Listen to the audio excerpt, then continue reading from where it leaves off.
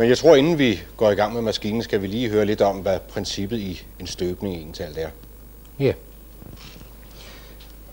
Vi kan prøve at se på disse to formparter, der ligger her. De er fremstillet på traditionel måde på formede maskiner. Det er henholdsvis en underpart og en overpart, og de bliver fremstillet over vandret liggende modelbrædder. Først bliver den ene formpart fremstillet og løftet af modellen, og så vendt om. Dernæst bliver den anden formpart fremstillet og lige sådan løftet af modellen, og den bliver så flyttet over her og så sænket ned på underparten. Derved har vi fået en hel form, og støbningen af en sådan form foregår igennem en støbetap, som går i denne retning, og så er der indløb ind til formhulrummet. Ja, så skal man jo på en eller anden måde sikre sig, at de to formparter kommer til at passe nøjagtigt sammen. Ja, og til det formål er formkasserne forsynet med lapper. Og i disse lapper der huller, hvor i man kan anbringe styr.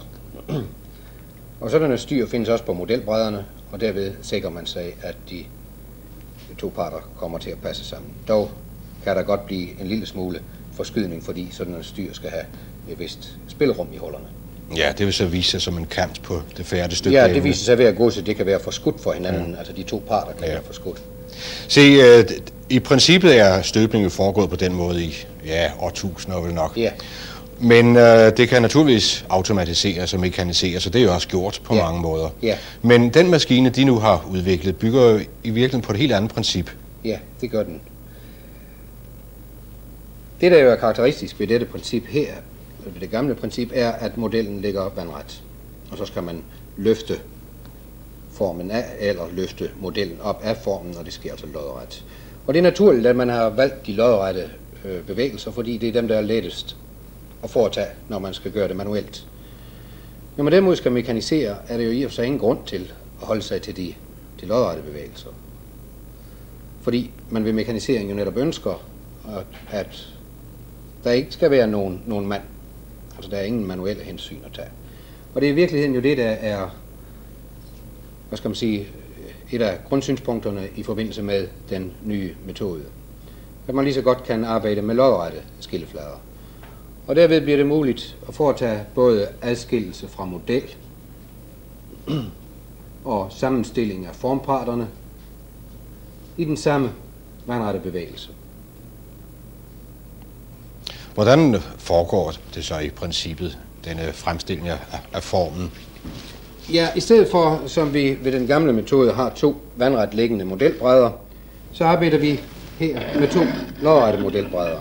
Som de ser her, det er modeller af tandhjul, og disse to modelbrædder bliver stillet over for hinanden. Så bliver der indført formsand. Det må ske på noget anden måde end i en stor åben formkasse, og formsanden bliver her ført ind ved hjælp af trykluft, som fylder det rum, der er imellem de to modelbrædder.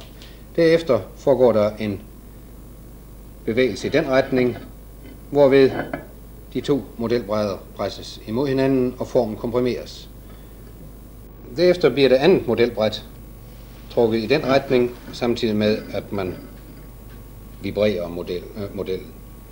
Og så fjerner man det modelbræt, og ved hjælp af det første her, kan vi så skyde formparten frem.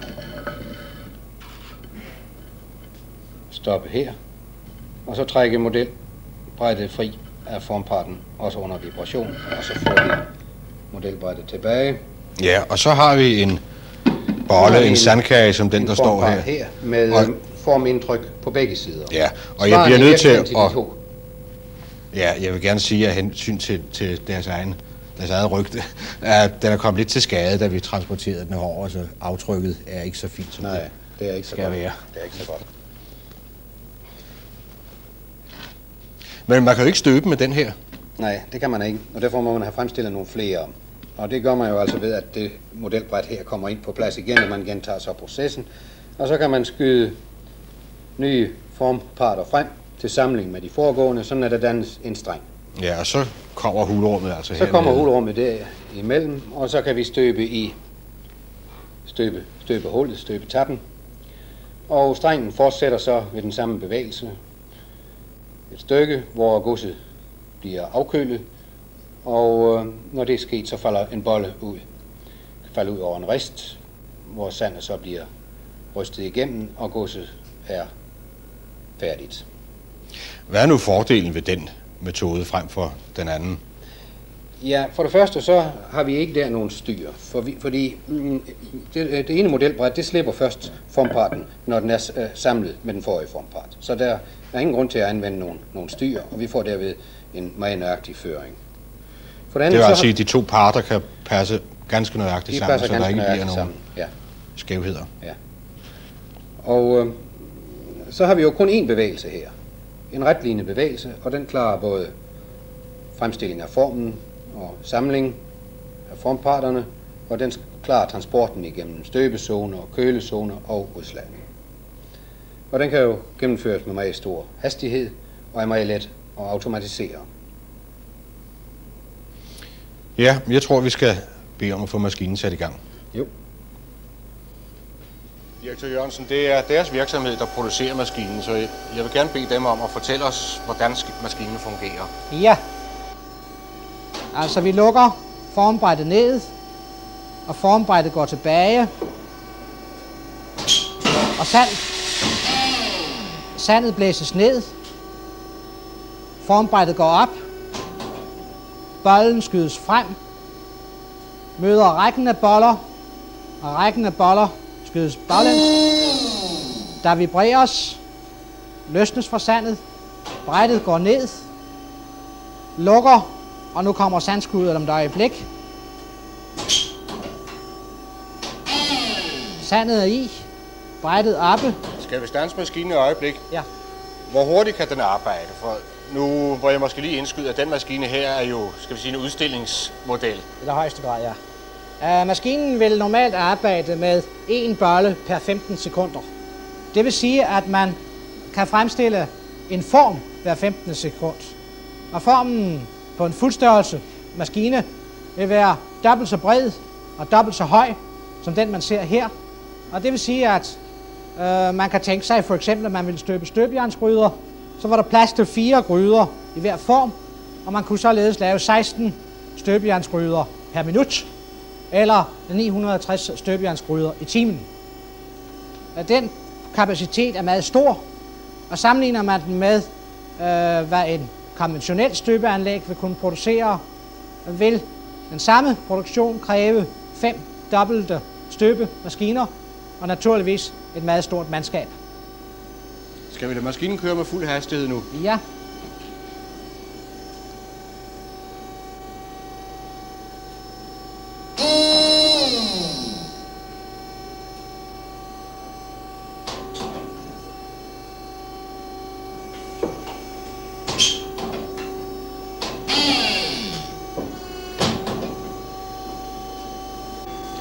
Professor Jeppesen, der er jo en lang vej fra man får en idé og til den er udført i praksis. Ja, der skal altid betydelig udviklingsarbejde til, før man får bragt det frem til noget brugeligt.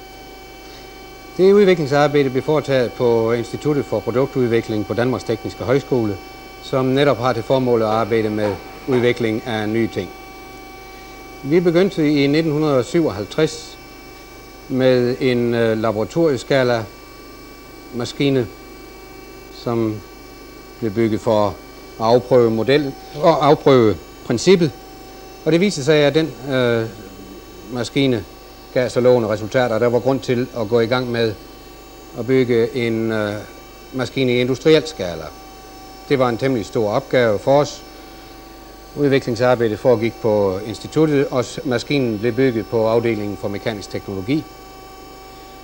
Og den første afprøvning foregik også i afdelingen, men naturligvis var det ikke muligt at gennemføre en virkelig industriel afprøvning. Nej.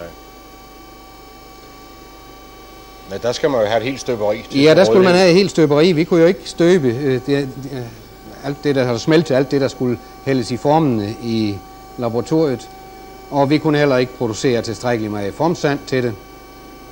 Så det var nødvendigt med et helt støberi. Det fik vi i virkeligheden også, fordi Tries Fond trådte til og bevilgede de fornødne midler til at opføre en støberihal i forbindelse med et støberi på Fyn.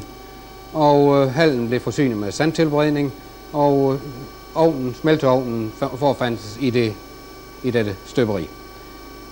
Og her var der mulighed for at foretage en virkelig grundig afprøvning under meget betryggende forhold, og alligevel under industriskala. Vi kørte med maskinanlæg i et halvt år, og mente at være kommet frem til sådanne resultater, at man kunne sige, at det hele var parat til at blive introduceret i industrien. Og i slutningen af 1960 foretog vi en demonstration for danske industrifolk, som viste mig stor interesse for anlæg. Ved den lejlighed var der en industrivirksomhed i København, som fik interesse for at optage produktionen af maskinen. Og det begyndte man med i midten af 1961, og har nu gennemført et stort udviklingsarbejde for at komme frem til en produktionsmoden prototype for denne maskine. Ja. Men det vil sige, at man har udviklet en maskine, som står og arbejder, som kan producere. Så må det have været en smal sag for dem, direktør Jørgensen, at sætte den i produktion. Nej, så simpelt er det nu ikke. Maskinen, der kører udmærket, er jo lavet for at prøve princippet. Og der er ikke taget meget hensyn til, når man lavede den maskine, hvordan den i praksis skal produceres. For eksempel er det tænkeligt, at man vil lave om og ændre en svejskonstruktion til en støbejernskonstruktion. Og alle disse ændringer vil medføre, at man må bygge værktøjer op, tegne maskinen om, og faktisk er det en ny konstruktion, der skal fremstilles. Der er også behov for at afpasse maskinens fremstilling efter de værktøjsmaskiner, som vi råder over, og som måske vil gøre en bestemt udformning mere ønskelig end en anden. Endelig må jeg jo sige, at selvom vi nu lykkeligt har overstået vanskelighederne ved overførelsen fra prototype til produktionsmoden produkt, som vi kalder det, så tilbage står der jo en lille vanskelighed, og det er at etablere et salg, der er stort nok til, at det kan finansiere de meget bekostelige operationer, som går forud for fremstillingen, forud for at den færdige maskine står klar.